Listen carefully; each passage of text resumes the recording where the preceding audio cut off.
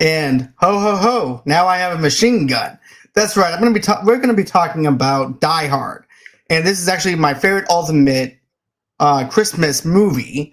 And I actually have someone here that I really do appreciate a lot. He's been on my show a lot, and that is William from Conversations About Dot Dot Dot.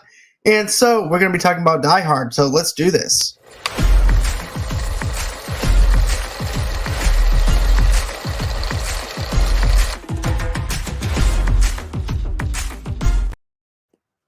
Hey William, how are you? I'm doing all right. I guess I am the Carl Winslow to your Bruce Willis today. Yes, you are. You very are. Matter of fact, I just call him Carl. That's what He's Carl. Exactly. Yeah, he just got transferred from Chicago over into Los Angeles. That's all He it was is. like, he was like, look, man, I can't be doing this crazy stuff no more, man. I got to come over here and do something a little bit calmer, cooler, and raise a family. You know, that's Exactly. because family matters. And family does matter. And matter of fact, speaking of family, Bruce Willis is actually going to be going to see his wife in this movie. Yeah. And he goes and sees it. He's actually on an airplane. He's excited about seeing his wife because he hasn't seen her in a while. Then he winds up running into this passenger on this airplane, and they start talking about the passenger on the plane starts talking about how he wants to sneak past TSA and about all that other stuff. And he goes, "I've been doing it for 5 years. It'll be okay. I'm used to Right. it." Then all of a sudden he sees Bruce Willis's gun, and he goes, "I've been doing it for 11 years, being a police officer for 11 years. I think it'll be all right." Yeah. But yeah, I definitely like that, and it actually sets up for the movie and the tone that we're going to be getting. And then, of course, we wind up seeing him get picked up by Argyle, and then after that, there's that back and forth of, "Oh, what are you doing in Los Angeles? What's going on?" And he's like, "Oh, I'm here to see my wife." And he goes, "Oh, so you winded up living in New York, and you winded up in and she winded up in Los Angeles, hoping that she would return to you if her career winded up failing." So, in the opening act of this, what did you think of the opening? You know, one of the things that set up was this idea that you were dealing with two kind of lonely, broken people, and who one felt like it was going to come back around to him at some point, really care for him. The other, at the time, as we find out later, she was kind of trying to move on in a way. She had kind of tried to figure out a way to move beyond him a bit. And that classic scene where he's, asking her who's in the closet, and everything, Right. So it's pretty interesting. And then I thought it was actually a pretty good opening. And of course, when he gets over into the building, he winds up finding out that she's not using McLean. She's actually using Gennaro. Which is her maiden name, right? Right. He goes, "You got to be kidding me. Holly's using her maiden name and not her married name." So that was something new that he was not expecting. And of course, the kids are actually excited because of the fact that John's going to be coming home, because Holly's actually on the phone with them, talking to them. And that's when she's like, "Well, we'll be home in a bit after our Christmas party." So then we wind up seeing Ellis. We wind up seeing him talk, doing some cocaine in the office. Of course, this movie is I have to say, is very atmospheric when it comes down to office Christmas parties. Here's the thing that's funny too about that office Christmas party. You had the pervy Santa that was being all touchy feely. Mm-hmm. Yeah, the people running around dancing. You had people trying to get people to drink and all this crazy stuff. I'm just like, man. And my mom was like, "I'm glad I never worked in corporate America," because I had to be through that and everything. And then, of course, there's the whole contingent she's looking at, trying to figure out, where all the brothers and sisters are in the course of the movie. I'm like, well, there's the cop, man. Like, he's the good dude. Like, he's the guy that really kind of helps John shift focus, if you will, between kind of that, roguish idea and the idea you got somebody that's got your back. Don't mess that up. Exactly. He even starts talking to him later about the relationship between him and his wife, and he's just breaking it down. He's just like, "Look, man, you got to give a little bit, I'm just like, right, you have to give a little bit in order for you to receive. And John didn't want to do any type of giving. It was all about him and his career, and not about Holly's career and what she wanted. And you want that. Then you wonder, okay, so this is why their relationships is actually on the rocks. Is because of all the stuff that McLean has been doing. Yeah, he's a good he's a good cop, but he's also a sucky husband. Yeah. So, you know, and no wonder why this guy hasn't been doing that great of a job off the force. You know what I'm saying? With his wife. Yeah. It's kind of that whole idea of if you do a bunch of things kind of okay, but you don't do a few things well, you can end up messing up all of the stuff that you're doing. And it's like, okay, it's that focus of, okay, I know I'm trying to be a good cop, but man, I really could be a better father to these kids. I really could be a better husband to my wife, you know? Exactly. And, you know, with him, I think part of him wanting to go to that Christmas party was maybe to repair some of the damage that he's done. Because you can Mhm. actually see how bummed out he was about her not having his last name. He was thinking, okay, maybe this is a way to actually repair this marriage that I destroyed. And maybe it Yeah. might actually work in my favor where I might be able to transfer over to be an LAPD police officer. So I And can be here with her and be here with the kids. right. So, I mean, I think that that was actually a good way of actually setting up his character of like, oh, I want to be redeemed and redeem myself for everything that I've done in my marriage. And then you get kicked in the balls because of the fact that it's a little too late to repair the damage that you've done. She's ready to move on. She's got her career. She's doing great in Nakatomi Plaza. She's got everything lined up. I'm sorry, but if you wind up having somebody to send out a limo for you, you're making bank. You're making Mhm. money. You And know, then came Hans Gruber and messed the whole thing. way up. And what did you?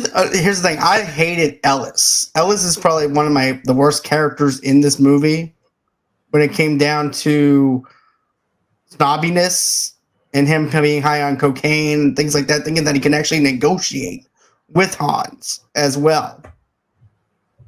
Right. And the thing about it is it's really interesting too because in this group of thieves, you know, it truly was no honor amongst them because they were. It kind of felt like if for those of you who know the old Transformers cartoon, it kind of had that Starscream Megatron mechanic of I'm the leader, and it's like, well, I'm the guy who can take over as the leader if this guy fails. So there was a whole lot of mistrust within themselves, but they had an ulterior plan to get all the money out of the thing and everything, and rob the whole tower blind, basically. Exactly. And then you wind up having this other thing being played out too, where, you know, basically Grover is posing as a terrorist to steal the $640 million in the touchable bearer bonds in the building's vault. And then, of course, he winds up killing the executive, Joseph Takagi, after failing to extract the access codes from him. Right. And text Theo with breaking into the vault. And Theo's supposed to be this top-notch hacker. And he's even telling me, look, dude, this is actually a harder job than what I thought it was going to be. Right. Like, they didn't even challenge him and say, basically, like, you didn't pay me for this. Right. He didn't pay him enough for doing what he had to do. Enough to do in this. Like, dude, if I gotta crack the code, that's a whole other thing. Right. This is turning like into an Ocean 11 mission, basically, with the way things are set up in this Nakatomi building. And at the same time, you're supposed to be holding these hostages. So how is he going to hack something with these people being held at gunpoint when everything can go disarray at any time, in any moment? Well, and the thing that went disarray, of course, was John McClane was in the bathroom initially, and then I think he ended up going up into the deal because he started hearing the shooting. Right, he was in the bathroom, figure out where he was and get bearings on where he's supposed to be, and it's pretty smart if you think about it. Because if you take yourself out of the equation to where people can't, because nobody would have known to look for him, because technically he really wasn't even supposed to be there.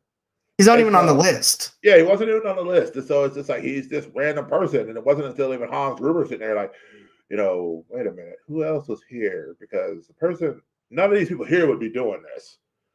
And so that I think, doesn't he see like a picture of John on the wife's desk or something? Yeah, that's like later on though. At first it's just like this whole entire mystery element to Hans. He's like, who is doing all this stuff? Who's taking down my men? And what's going on here? Because at first he doesn't know that John's even talking to a police officer or anything. He's just thinking that there's this one random guy taking down one of his men And at first he thinks that John's just playing with him. But he winds up saying, look, I just took down one of your men. He goes, and then remember when Hans says, look, go upstairs, find out where, on the 33rd floor, I believe, and check and see if he's actually telling the truth or not. Because I think he's full of BS.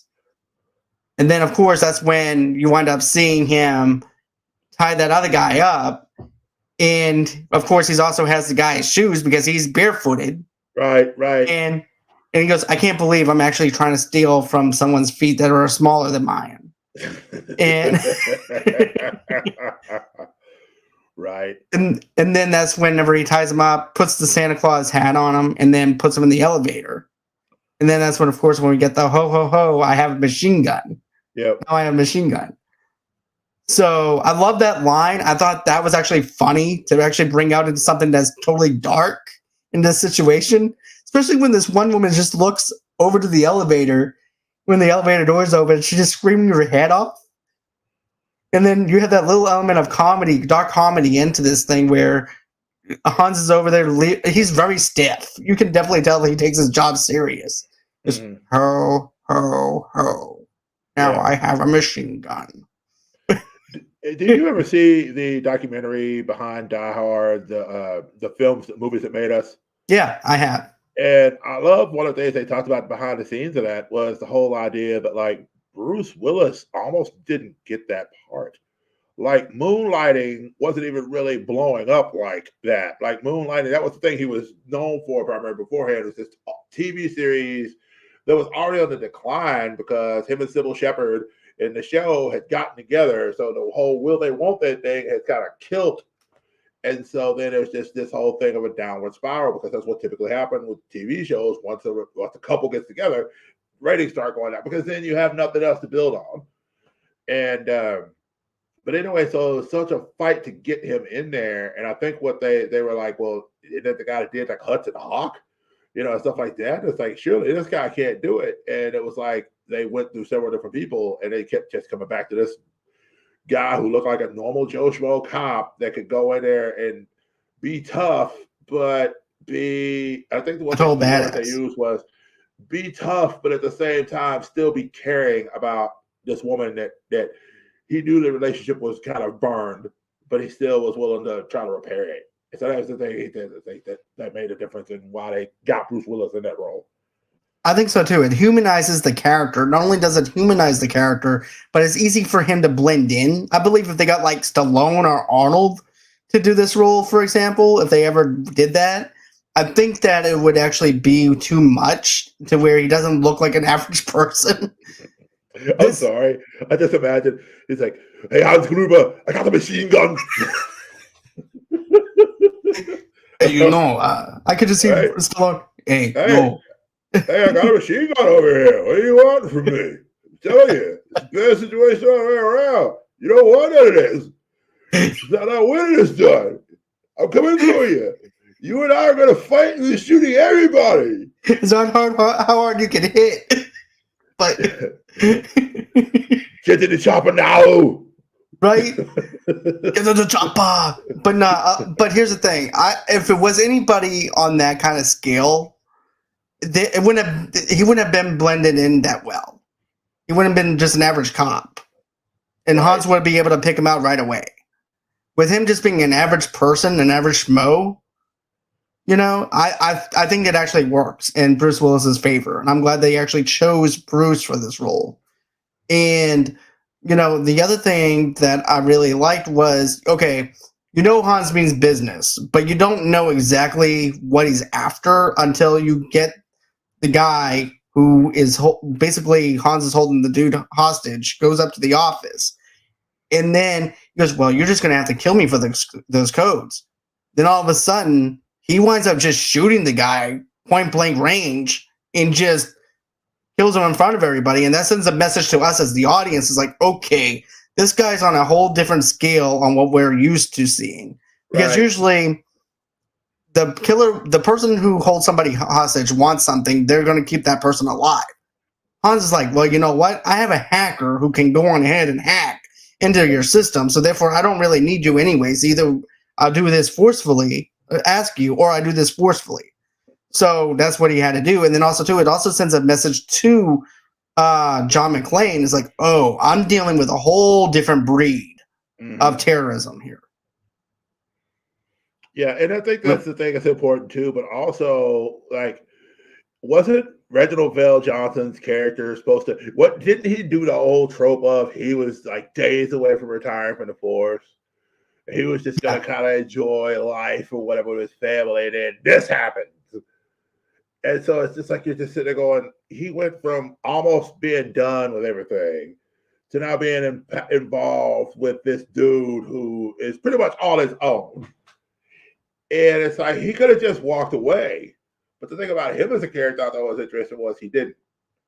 You know, it's kind of the whole idea of he was a good man in the midst of a crazy situation.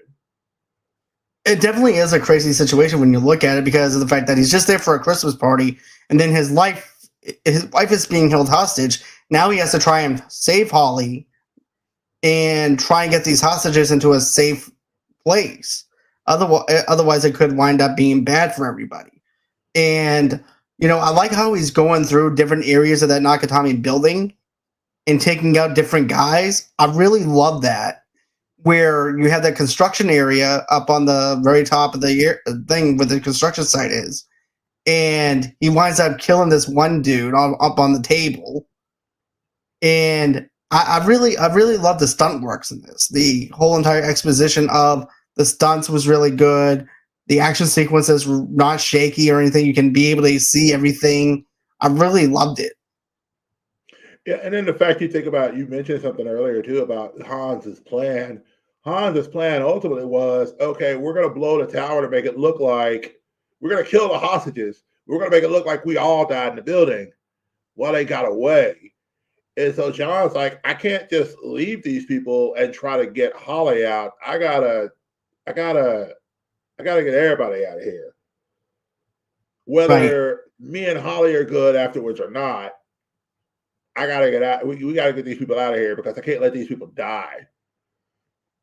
You know, exactly, and that's where and that's where, of course, you get that whole entire police side of him, and no longer just caring about his wife. Now he's caring about others in this situation and wanting to get them out. And then, of course, he winds up calling 911, and 911 is like, "Sir, this is for emergencies only." And I forgot what was the line that he winds up telling her, because there was this funny line that he winds up. He said something about, I don't know what's more of an emergency than a bunch of people getting hostages in a building, trying to blow a building up or something. Well, he also says, "What does it look like I'm doing, lady? Having a party?" And he goes, "Look, I'm telling you, there's a hostage situation going on over here. You need to go on ahead and bring some of your guys over here because it's about to go down." And they're like, "Look, sir, if this is an emergency, you need to call 911. Next thing you know, you hear a machine gun go off because they're about to shoot him. And then that's all of a sudden they're like, okay, we got to send somebody down there. So they're going to send down a beat cop. Right. After hearing gunshots, you're going to send a beat cop down." Yeah. Which, I mean, Reginald Vell Johnson, you know, he had a very stereotypical body shape at that time. Of the beat cop who just ate donuts and was just kind of showed up. But, you know, it's like I said, he had a lot of heart to him too. So I'm glad that's who he got, because had he got some cop that just didn't care, he would have gone in, drove around the block, and then just left. Which almost happened, though, in a way. But also, too, first, John winds up calling 911. And then that's when, you know, they call in because remember, he pulls the fire alarm. And then the police winds up turning back around after turning in that 911 code, the code for the fire department. That didn't work, so then calling up. Then after that, he calls up on the two-way, that other extension, and that's whenever they send in the beat cop. And you know, I like the fact that they sent in someone that's charismatic, because if it was just the police captain himself, those people would die like less than 5 minutes. Right. He was such a ball bag. Like he's like, how do you know you can trust him? What makes you think you can trust this guy? This guy could actually be one of the guys that that's working for them. He could be fooling you this whole time. I'm like, dude, you do realize that if that was true, he wouldn't have time to be talking to you're a police officer. He'd be holding this hostages in Exactly. place. Well, and also, if I remember correctly, wasn't that the guy that was kind of cheating? Was that the guy that she had kind of started the relationship with anyway? That was kind of saying all this stuff derogatory about John and all this stuff, and I think she basically says that's not who he is. He wouldn't do that type of thing. That I think you're talking about Alice, right? Yeah, his wife. Yeah. No, Holly, his wife. Yeah, Isn't it the guy that's kind of with her at the beginning of the movie or whatever, basically negging the guy the whole time? He's just sitting there basically saying, "Look, John McClane, we can't trust this dude. There's no way we can trust him." Yeah, there's no way we can trust him. Basically, he's wanting to send Hans out for lunch. Basically, he's like, "Look, they're holding us hostage, so I'm gonna BS this and try to get to talk to him because I'm good at negotiating deals, so therefore I can probably negotiate with a terrorist." I'm like, "You're a dumbass." That's what I said out loud to my wife. I said, "He's such a dumbass." And he goes, "Hey, John, buddy, hey, look, man, look, why don't you just give up the act? We've been through a lot together over the years, and just give yourself up, man, and so that way we can all just go home and they can have whatever they want." And then that's when John goes, he goes, "Put Hans back on." He goes, "I don't even know this guy." Yeah. Or anything. I just met him at the party. I don't know this guy from Adam. Next thing you know, Hans winds up killing him, but also, too, he winds up telling Ellis, if you do not stop this, Hans is going to kill you. Right. Stop trying to think that you can negotiate with this guy, because you cannot negotiate with Hans. Oh, by the way, I just want to mention your Brandy Boo said hello, and also this is definitely a Christmas movie. It definitely is a Christmas movie. Which, I mean, it's like if somebody asked me one day, said, "Why would you think that Die Hard's a Christmas movie?" I said, "Okay, well, let's think about it. What are the three basic premises of a Christmas movie?" Santa Claus at some point is in the film, which he is. Not the greatest representation of Santa Claus, but he's there. Secondly, at some point there's a Christmas party, Christmas festivities, or something like that happens. And you also have a Christmas tree. There's a Christmas tree involved. Hence, Christmas movie. Also, too, you have John who's coming in on Christmas Eve to spend time with his wife at a Christmas party. Exactly. It's a Christmas movie. No further argument. Exactly. It's a Christmas movie. See, I wish you and I can agree on. I wish there was more people that can agree with us. It's like, okay, somebody said, "Well, what when you get into Hawkeye?" It's like, it's a Christmas TV series because Hawkeye is Die Hard with bigger budget and Marvel superheroes. Right. You take Hawkeye, you take Die Hard. It's the same concept, minus the profanity and minus the blood and guts. And just put funny, wacky arrows with Hawkeye, and that's it. That's what you get. There you go.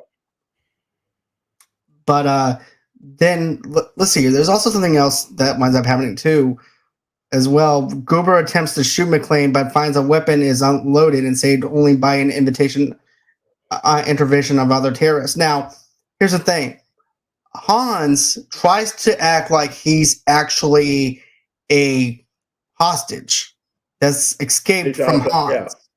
Yeah. And he goes up to McClane, and you can tell that he's trying to change his accent to where it's more of the fact that you don't know who I am. And of course, they don't know each other because all the interactions that they have is just over the two-way. Yeah. Right. So therefore, he doesn't know what he looks like, but he knows what he sounds like. So Hans is like, you know what? I think I'm going to try and get him. So he winds up disguising his voice like an American. And you can tell once he winds up giving Hans the gun, when John gives him the gun, he winds up slipping out of that accent, the regular American accent, and back into his Hans accent. Yep, because he feels like he has the upper hand. Right.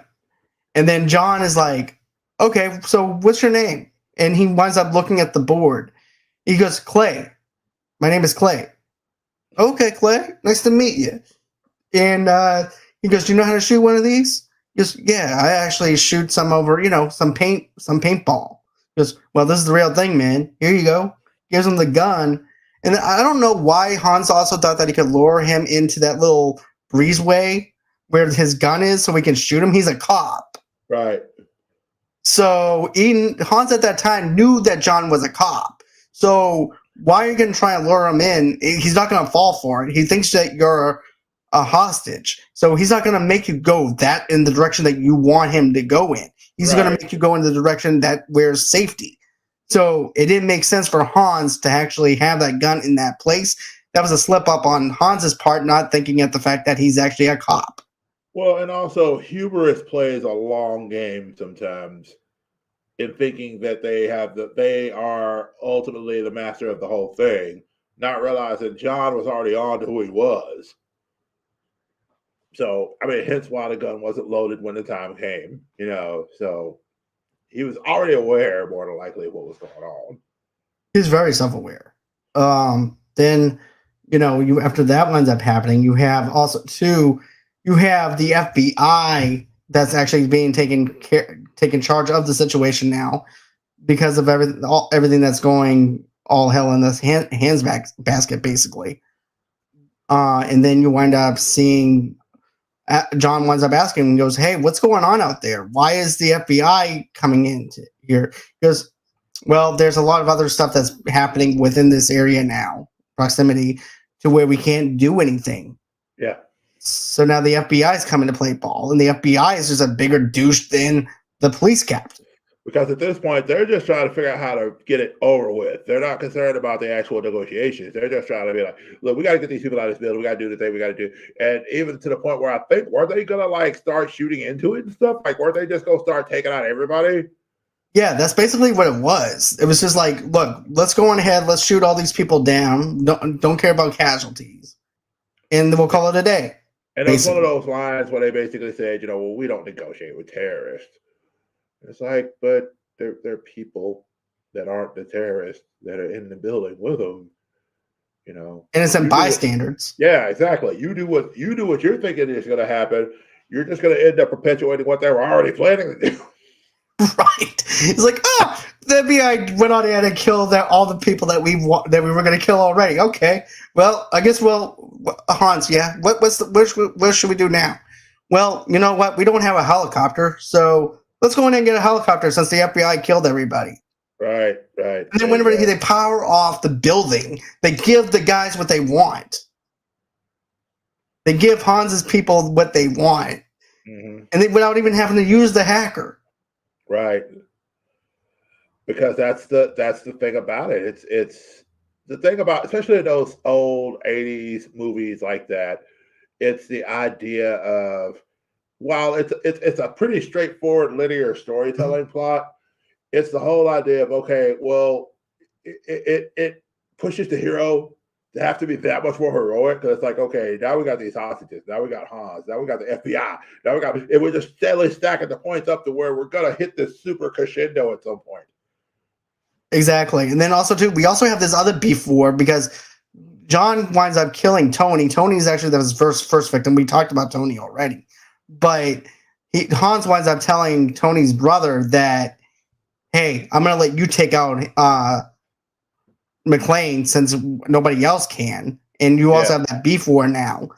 And that fight between the two of them was really good. I like the fight sequences between Tony's brother and McClane. It was pretty brutal. It was. It was very brutal. And of course, he winds up hanging him with some chains. And And at this point, the thing that's funny about that is that even though, John won the fight, boy, he was struggling to win the war. He was. It was at that time where it's like, you should see the other guy. You know what I mean? It's like, he's hanging over there. He's hanging out over there. Just hanging there. Tony's brother's just hanging around. Yeah. But then you wind up seeing some other stuff winds up happening to John. He winds up losing. He winds up getting glass in his foot because when Hans's guys winds up shooting the glass, he winds up getting, and he has to. Yeah, he winds up taking the glass out of his foot, and at the same time he's talking to Carl, and he winds up telling him, "Hey, look, man, if I don't make it out of this thing alive or anything, tell my wife that I love her and I'm sorry that I've been such a douchebag to her." He goes, man, what are you talking about? He goes, "You're gonna make it through this thing." I'm like, I thought to myself as he's taking off the glass, I'm like, so you're gonna tell me after everything you've been through, taking glass out of your foot is gonna be the main focus of you giving up? And then John McClane got tetanus and ended up having to go to the hospital. Right. That's a weird ending to Die Hard. Like everybody's Right. just sitting around him, and then here comes Hans with the gun, like ha ha. No one dies harder than John McClane. But yeah. Then let's see. We actually have Hans. He wants to actually have a helicopter, intending to send gunship helicopters to eliminate the group. McClane realizes Gruber's plans to blow up the roof to kill the hostages and fake his team's death, because in Hans's eyes, like you said, why if you can't how can you arrest somebody if they're dead? If they're dead, or they thought to be. Yeah, exactly. Right. And so of course he doesn't want to kill John, because John also has the detonators as well, because he's like, where's my detonators? And John is not giving up where the detonators are either. And that winds up happening. And then you wind up having this whole entire thing where, Gruber sees a news report by Richard Thornburg on McClane's children. And this is what you were talking about, and deduces that he is Holly's husband. So it wasn't for that stupid news reporter. But he gets his later. He gets his. Yeah. Holly gets her revenge on him. Holly goes on Mike Tyson on him. I don't blame her though. She has every right to, and I'm all for it, because I believe that the news media tells you way too much information than what they need to tell you, and you put more people in danger by telling too much information. And she had every right to do that, because if it wasn't for him, Hans would have known that there was a police officer named John McClane inside the building. He would not have known that Holly Gennaro was actually John McClane's wife, because she's going after the maiden name. Yep. And so now the main focus is also now trying to get Holly out of her. That's an awesome situation, because now that news reporter also put her out in the front lines now, to where John has to save her because of him. Basically, he doxed people before doxing was a thing. Right. he doxed before doxing was cool. Right. that's what he did. But then, of course, after a weary, battered McClane finds Holly and Gruber and his remaining henchmen, McClane surrenders to Gruber and is about to be shot, but grabs a concealed service pistol taped to his back. Yep. Right there. And I like how both of them are laughing at each other as this is going on, because John has that crazy look in his eye, like he just got out of a mental institutionalized, and he's just laughing back and forth with them. And then he takes out one of Hans's henchmen, and then he kills Hans and makes him fall backwards out the window, while also having Holly grabbing onto Holly. And Holly would have been went backwards if it wasn't for John grabbing her in time. Right. No, and here's the funny thing too, a little behind the scenes peek. Thanks to the movies that made us. We're not sponsored, but if Netflix, if you want to sponsor John, go sponsor him. Seriously. Anyway, so they talk about this whole thing about the fact that when you get that scene from Alan Rickman where he's falling, that wasn't him acting, because they were like, okay, we're going to count you down in 5, 4, and they didn't tell him that they were pulling the chute on 3. They told him they were pulling it on 1. So of course he's waiting for the 1. They hit 3, they popped the thing out from under him.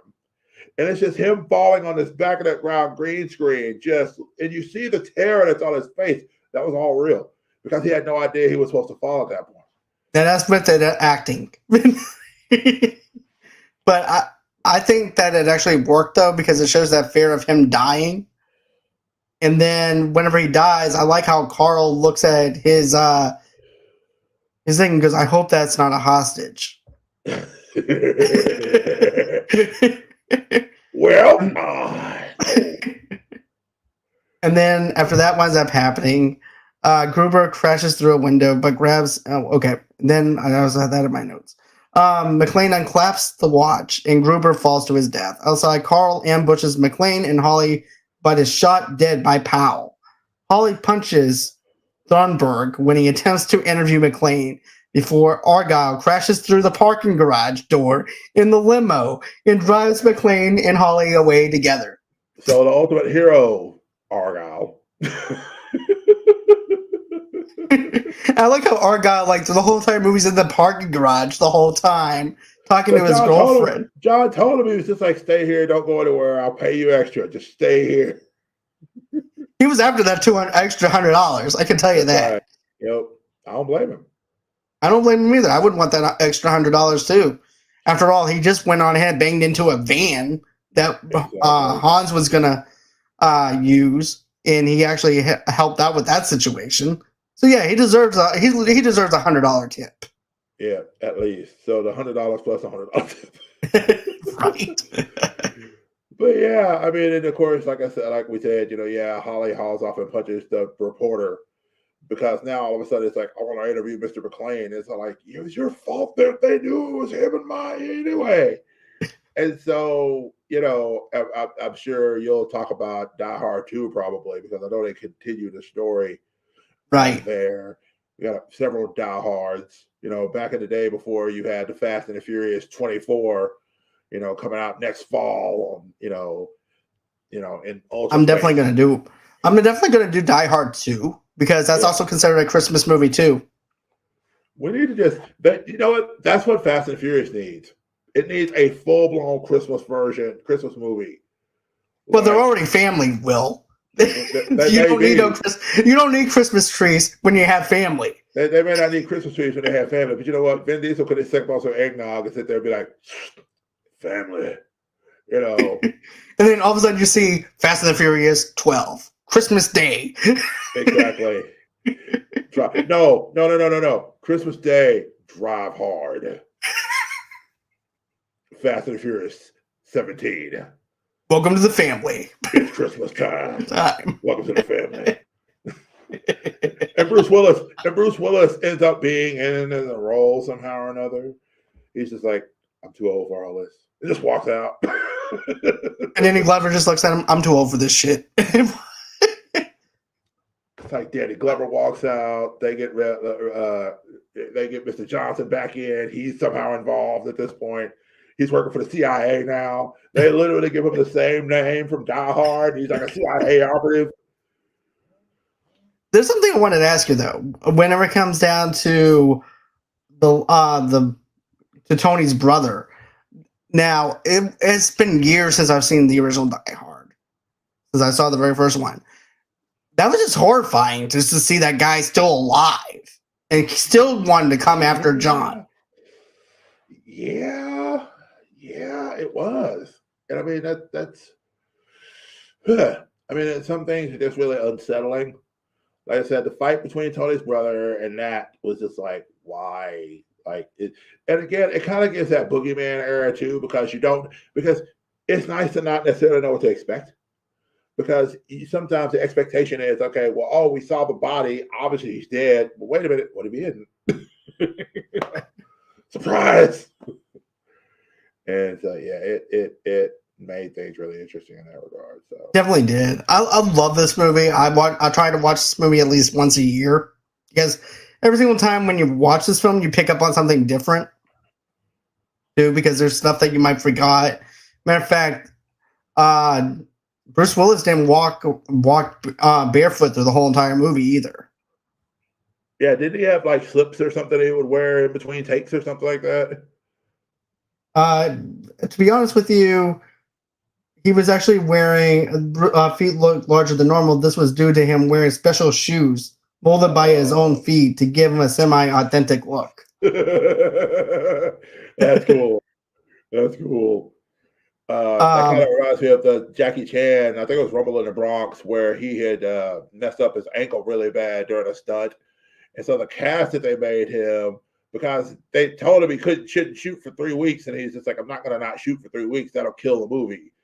And so they made his cast, and they painted it up in such a way where it looked like it slipped under the pants, and it looked like the same sneakers that he had on. That way he wouldn't break the scene. So That makes sense. They put a sneaker sock over the cast because he couldn't wear shoes. Oh, there's also another thing that there's a line that I like too. Where he's inside the air conditioning duct, he goes, "Oh, come to the city, have a few laughs." That's always one of my favorite things. Matter of fact, one of the most memorable moments in the film, featuring John McClane trying to make his way through the elevator shaft, happening purely by accident. During this scene, the stuntman was supposed to leap from one shaft to the next, but when he tried, he totally missed the mark. The crew was so impressed by the look of the fall, decided to keep it in the final film. Oh wow, that's crazy. Man, no, that leap, and that's one of those things. Just the reality of like that jump off the building is one of the most iconic poster scenes that I've ever seen. Like one of the big iconic, you see documentaries on Bruce Willis and stuff like that. That's one of the first things you see on it, is him jumping off the building.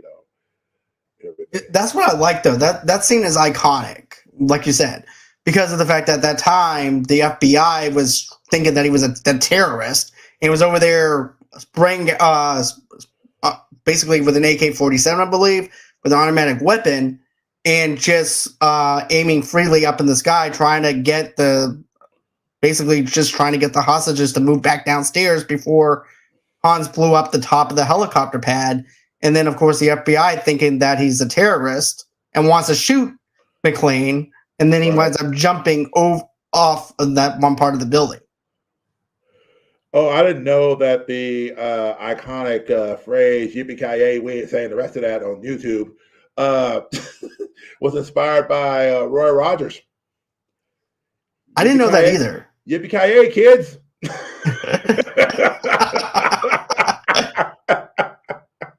And that was actually, speaking of Yippee-ki-yay, that was actually something that lightened up the crew during filming.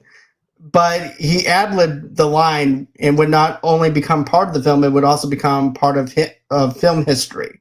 So behind the scenes, he was actually using that line, and then he decided to ad-lib it into that scene, and it just works because it gives you that whole entire crazy thing. And I like how Hans gets the actress named when he goes, "Oh, you think you're just gonna be like John Wayne carrying?" I forgot what the actress's name is. She goes, and John winds up correcting him on that name, and he goes hippie, and John goes hippie, and then they both start laughing, and I love that. I think the laughter was settled. It was not forced. It was something that was actually, and I'll be honest with you, it actually describes John's character to a T. Yeah. Well, when you think about, especially that era too, I mean, you Rambo was already such a big deal, and Arnold Schwarzenegger was just all over the place. It was really nice to see kind of your white collar action hero that wasn't like the John McClane. Really, if you think about it, he wasn't a whole lot of the super weapons, and he was literally trying to make do with what he had access to. Like, he's the guy that if he beat somebody up, he'd beat the person up or whatever, they'd be out. He'd take their guns and take their bullets and count bullets. This is in the day where Rambo would have machine guns with 9,000 bullets and just wouldn't care and just shoot everybody. And Arnold Schwarzenegger would just tote, gigantic, Predator, you just toting huge Gatling guns off the helicopter, Jesse Ventura, and all this other stuff. John McClane had to be very practical because he only had access to one gun with this many bullets. So whenever it came down to him trying to survive, you saw him grabbing other people's guns. And sometimes in movies, even today, I sit there and look at it, it's like, can we get back to the days when John McClane was being practical over here, trying to make sure he had weapons and stuff like that, make sure he had enough weapons to get through the fight first? Exactly. And that's what I liked about it, the fact that he's like very human-like. He's not like on the same type of scale as, a Rambo or a Commando or anything like that. He's just an average dude, just trying to spend time with his wife and trying to utilize what he has in front of him to take down these terrorists. And that's what I like about this film. It's just an average guy, simple plot, nothing over the top, and it works. And it works very well. Yeah, definitely. Um, but okay, so on Rotten Tomatoes, do you want to know what the scores that they gave it on Rotten Tomatoes? Hit me. This is actually the highest thing that I've seen. 94% on the tomato meter. And Okay. then audience scores is at a 94. Hmm. That's So, fair. yes, that's very fair considering the fact that Rotten Tomatoes is hit and miss. And the critics on here actually like it as well whenever you look at it. That's what one critic said, Nick Shanger, the Daily Beast. He says, "That's right. I'm saying it loudly and proudly. Since John McTyron's 1988 action classic isn't just set at Christmas time, it embodies the very spirit of the holiday.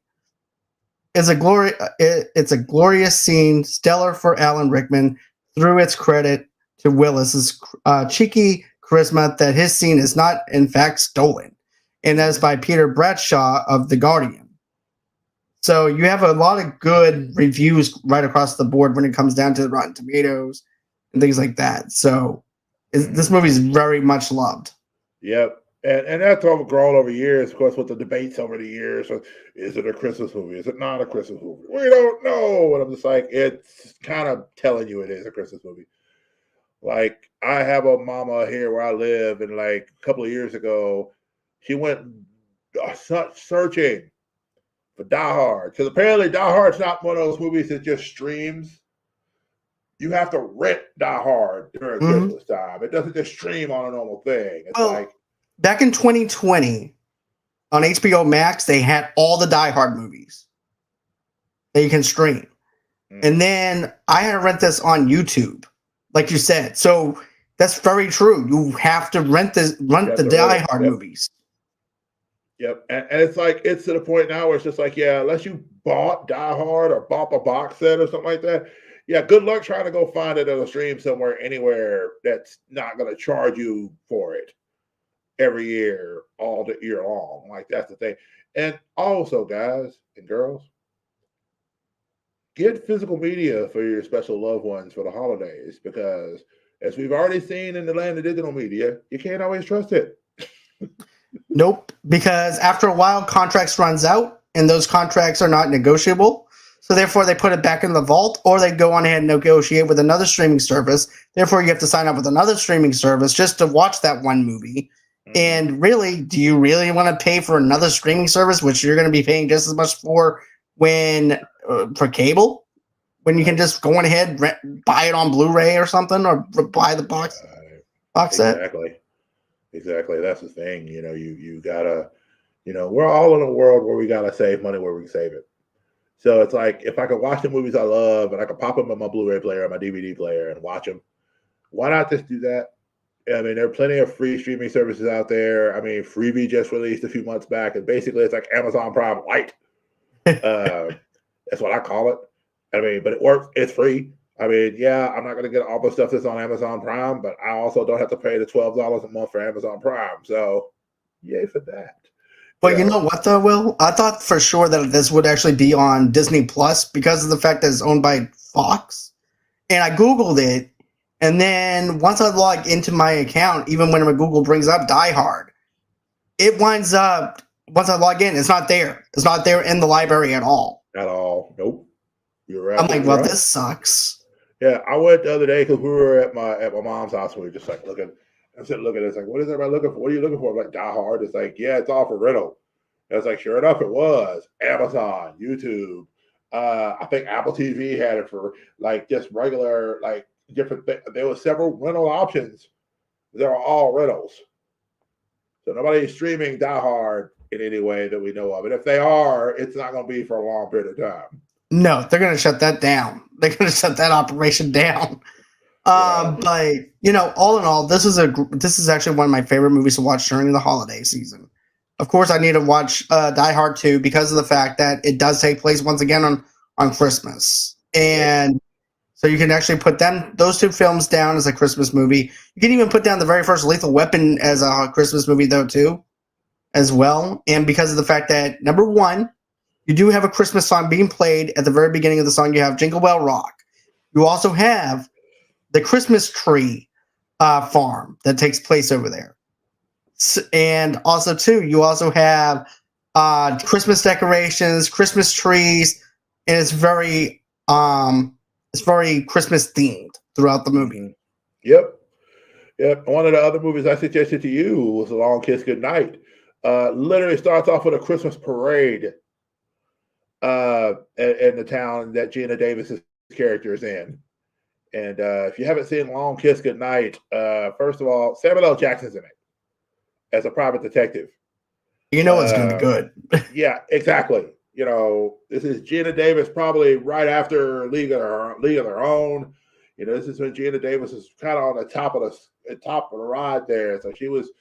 I mean, imagine a world where a school teacher realizes that she woke up, you know, a couple of years ago and she was a school teacher, and then she finds out that she was an assassin prior to that, and like she worked for the KGB and all this other crazy stuff, and all these crazy missions are going on and all this stuff, and she's just now starting to realize what actually happened to her back in the day and how she lost her memory and all this other stuff. And yeah, it's crazy. It definitely is. I like I said, hands down, Long Kiss Goodnight is a great film. I want to go ahead and review that with you soon. Probably we'll try and do another Christmas movie next year or something. I've already got plans for other Christmas movies for next year that I haven't even touched. We need to do Fat Man. Oh, I did that one. You did Fat Man. I need to go watch that one because Fat Man would surprise me. Fat Man was fantastic. Fat Man, I owned it. I bought it on Blu-ray because I was just like, I must watch this movie. And I watched it, and I sat there and almost cried because I'm like, first of all, it's like, wow, Mel Gibson doesn't seem racist at all in this movie. But I do want to see Violent Night. Violent Night is actually one of those too. Because it's more along the lines of like a lot of people thought it was like a horror movie, and it's not. It's very much an action movie. But it's the spirit of it is a little girl gets a phone line to Santa Claus, and then her family gets kidnapped, and like she calls on the phone line for Santa Claus to come save her. And like how much better can it be than that? Ow. Exactly. But yeah, hands down. David Harbour's in it. I'm excited for that one. I want to see that one. My co-host Alex saw that movie. He loved it. Charlie saw it. I'm the only one who hasn't seen it yet. So yeah. I think that's everything that I wanted to cover as far as Die Hard goes. Any other final thoughts on it? No. Die Hard, great Christmas movie, whether you think so or not. You're allowed to have your opinions, but please understand it's okay if we feel like you're wrong. Exactly. Because we're right, you're wrong. It's a Christmas movie. Now, so we're gonna come at us in the comments if you want to. If you're in the land of the comments, or come at us in the land of the reviews, and just be like, is it a Christmas movie or not? Why or why not? There you go. Exactly. So that's going to be it as far as the show goes. But Will, where can everybody listen to your podcast at? What are you doing on your podcast? Is another thing. We're about to drop an episode. We talked about my thoughts of Avatar, the waste of water, waste of time. I'm not for sure what else to call it. I wasn't the big way of water is what it actually is. I wished I could have been a better fan of it, but I wasn't. It didn't. It was a very beautiful, long, congealed movie that felt like a rehash of the first movie, but that's just me. But then we talked about some other stuff, and that'll be there. But then also I've got some other really awesome Kickstarter interviews that I'm going to be airing for people who either have done a Kickstarter or are just finished a Kickstarter. And so I'll be doing those. And then we're going to be doing our end of the year special. So anybody listening, and John, you're invited to do this as well. If you got a favorite clip from any of the shows in the past to 2022, let me know so I can add that clip out, and we'll add it into the end of the year show. I'll definitely do that. And I just want to let everybody else know too that I'm probably not going to have that much shows going on until probably January. So I can actually refigure about what I want to do. I know I want to do a best and worst films of 2022. Oh, I gotta get on that one. And yeah, I have a lot. And then I want to do my rankings for Marvel's Phase 5. So that's something else I want Phase Phase 5 or 6. phase? Wait, Phase we're ranking 6. phase 6 already? Because we're phase. I thought phase 4 was the most recent phase that ended. Yeah, phase 4. What am I talking about? So ranking phase. Yeah, we're going into phase 5. Right.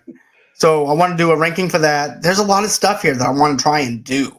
It's just that finding the time to do it is another thing.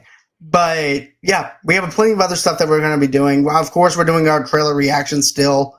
So, matter of fact, Will actually got a chance to react to Cocaine Bear. So the team that brought you the review of Cocaine Bear. We're back and we're talking about Die Hard. But yes, that'll be funny for us to actually review together, I think. Oh, when that movie comes out, I so want to see it. So gonna go see that movie. My nephew saw the trailer to that. My nephew saw the trailer, and his first thought was, "Wait, what just happened?" I was like, I mean, the premise is like snakes on a plane. It tells you everything you need to know in the name. The bear inhales cocaine. Stuff goes crazy. And that's it. That's all you need to know. But anyways, guys, that's going to do it for me for Movie Lovers Unite. Everyone have a great and safe Christmas and a great and happy New Year. Same to you, Will. Have a great and safe Happy New Year and Christmas. I do appreciate you, as always, coming on the show, talking about movies, talking about Marvel shows. It's always fun. It's always a blast to have you on. Yes, and for those of you who are dealing with snow around you, stay warm, love each other, get out there and call those you love.